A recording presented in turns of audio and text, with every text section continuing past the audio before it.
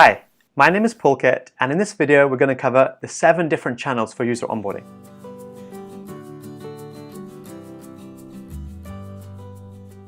Now, user onboarding we know is critical because the first impressions of a user of your product is a big contributor to their long-term retention.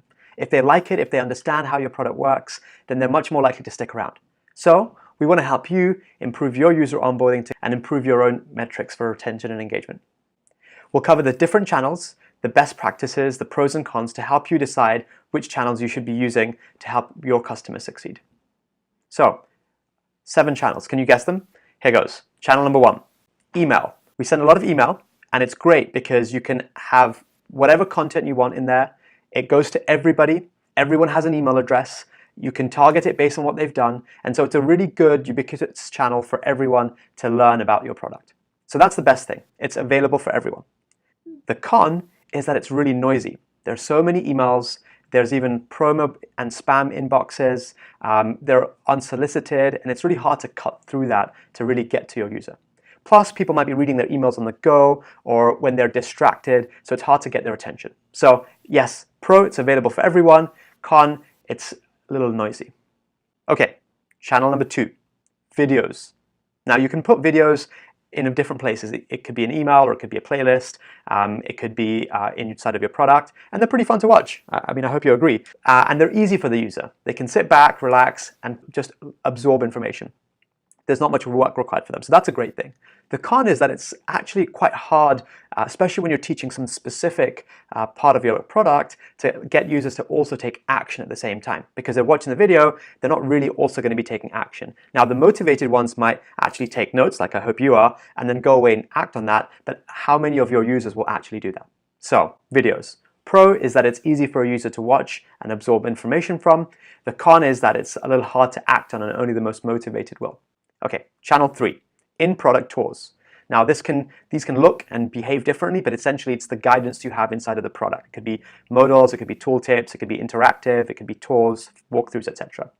Now, I love these. We're building software for this. I think they can be really great because they help users interactively learn how to use the product. You can highlight key things, wait till they take the action before teaching them the next thing, let them choose their adventure, etc. So it's a really engaging, interactive way. So what's the con? Well, they're only in the product. So if your product doesn't have an interface, if you're an API service, or if your users are those that have churned or haven't actually got into the product, you can't really use this channel to engage them. So pro, it's great, it's interactive, helps users learn. Con, it's only really relevant to people who are actually inside of your product. Okay, channel number 4, in-app chat. There are some great tools for this. A user can send a message and get a response. There are so many solutions and products that do SMS messaging, where you can send a question and get an answer, or send a request and get support. And it's great because it's so easy for a user. They can ask their specific question. They don't have to worry about a lot of things, and they get immediate response for them and for their question. It's not general. They don't have to search. So in those ways, it's really good. So what's the downside? Well, the downside is that if you want to send contextual responses to everyone, not from a bot, then you have to staff people all the time responding to your users. So that's kind of hard and difficult to scale. Plus also, sometimes it means that users don't take action themselves, and they don't really make the effort to learn and discover. So in-app chat can be great because you get contextual responses for user needs, but it's hard because you have to constantly staff it, and it's also hard to actually show off things because it's still very text-based. Channel 5, webinars. I think they're great. I love webinars. You can, as a user, watch something at your own pace. You can zone out if you need to. You can learn stuff. You can ask questions. So it kind of combines the interactivity and the personalization with kind of doing it with a group of people. So it's not kind of one-to-one.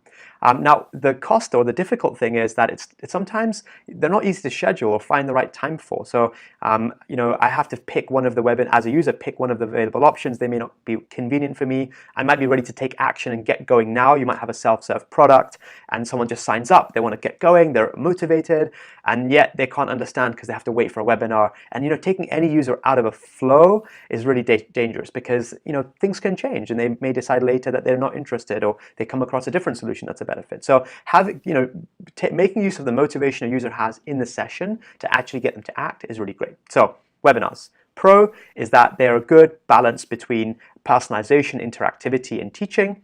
And the con is that sometimes, because you have to wait to schedule them, it can be costly in terms of breaking a user's flow.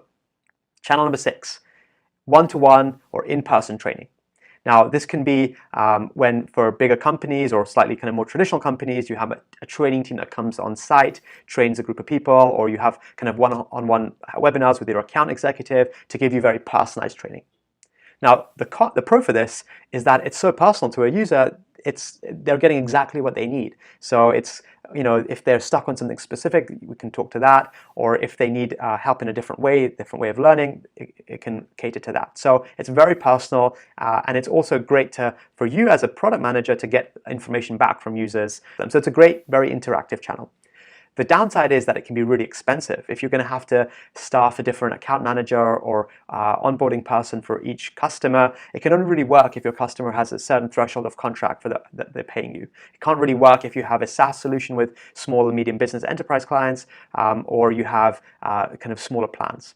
So in-person or one-to-one training pro is that it's very personalized, very contextual, very individual. The con is that it can be very expensive to execute. Okay, channel number 7, documentation. Now, I think documentation is great. We've just launched a new help center at help.trychameleon.com, and we put a lot of work into it, and it's got a lot of really great insight and information about how to use Chameleon, how to become an expert, how to get started. And so you can put a lot of content in there, you can have links, you can dress it up, GIFs, videos. It's fabulous, and I think it's important for every company to have one. The con is that it's only really available if a user goes and seeks it out and searches it out. And that's really going to be your motivated active users. It doesn't really get to the passive users who are kind of just exploring or just got into the product. So the help centers or documentation, great, because it allows you to have all of the detailed information. Users can go through it at their own pace. The con is it's only really for motivated and active users. Okay, so we've covered 7 different channels. Can we count them off? Email, videos, in-product tours, chat, webinars, in-person or one-to-one training, and documentation. And so that's our 7 channels. Have we missed any? If you're using a different channel that we've missed, add a comment below, and we can see if we can work that into the next video. Now we're going to talk a little bit about how to leverage this channel for your use case. How do you specifically use this information to improve your user onboarding and help your users succeed? One way to think about this is, let's assess what your current mix is. What channels are you using? What channels are you not using? And so what are you actually missing? Are you using emails really well? Fantastic, but are you missing out on videos? Are you doing one-to-one training, but you want to introduce webinars because it's too expensive to do one-to-one for everyone? So think about what you're missing and what pros resonate with you from the different channels, which could you execute. You can also think about your personas of your users. Where do they live? Are they in the product the whole time? And so would guidance inside of the product be really helpful to them because that's when they're taking action? Or are they only ever visiting your product based upon an email trigger? For example, I use Gusto for our company payroll and HR. We love the product and they're a customer.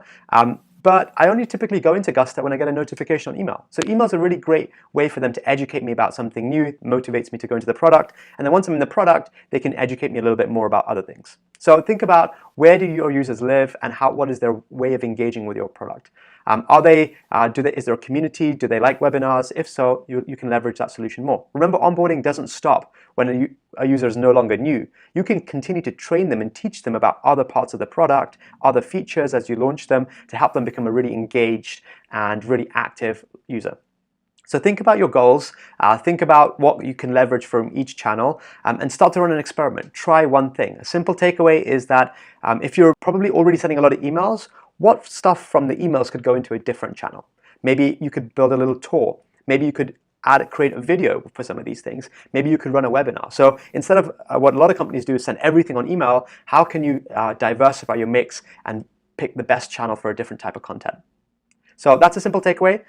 There's a lot more helpful information on our blog, trychameleon.com/blog, about this topic and other user onboarding best practices. And you can also subscribe to the YouTube channel. Please like it if you like this video. And that way, as soon as we have new content ready for you, you'll get a little notification. So do that. Share this with anyone that you think would find it valuable. Until next time.